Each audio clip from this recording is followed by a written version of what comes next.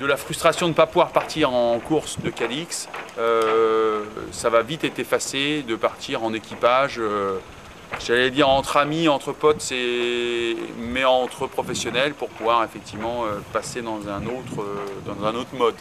On va pour autant se servir de ce qu'on voyage en équipage pour valider, tester encore beaucoup de choses techniques. En vue d'améliorer ce record de l'Atlantique Nord, mais aussi dans une optique à un peu plus long terme qui est la route du Rhum. J'adore cette ambiance de New York, l'arrivée sur du New York, quand on arrive sur New York, sur le pont de Verrazzano, ou même sur la City new-yorkaise, c'est un moment quand même magique. Cette espèce de contraste, ce paradoxe entre l'océan et cette ville qui est quand même assez mythique. Voilà. Il y a 3 bateaux sûrs, c'est donc Banque Populaire, Groupama et Sodebo qui seront début juillet à New York pour tenter donc la traversée de New York, qui est la ville mythique des États-Unis ou de la côte Est, à Cap Lizard, qui est un des phares légendaires de la pointe sud de l'Angleterre.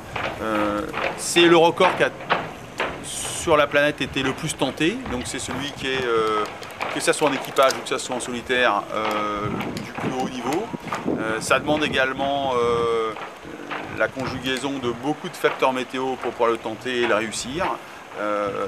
Et en attendant, c'est vrai que 3 grands bateaux à New York avec des équipages pour les 2 premiers, c'est-à-dire Groupama et Banque Populaire, et moi en solitaire, ça c'est une jolie fête. C'est aussi je dirais l'âge d'or quelque part des records. On n'a jamais été aussi nombreux en même temps pour une tentative comme celle-là. De retenter quelque chose sur lequel ça s'est bien passé, c'est sûr que c'est toujours assez enthousiasmant. Et je suis persuadé qu'effectivement on peut faire mieux.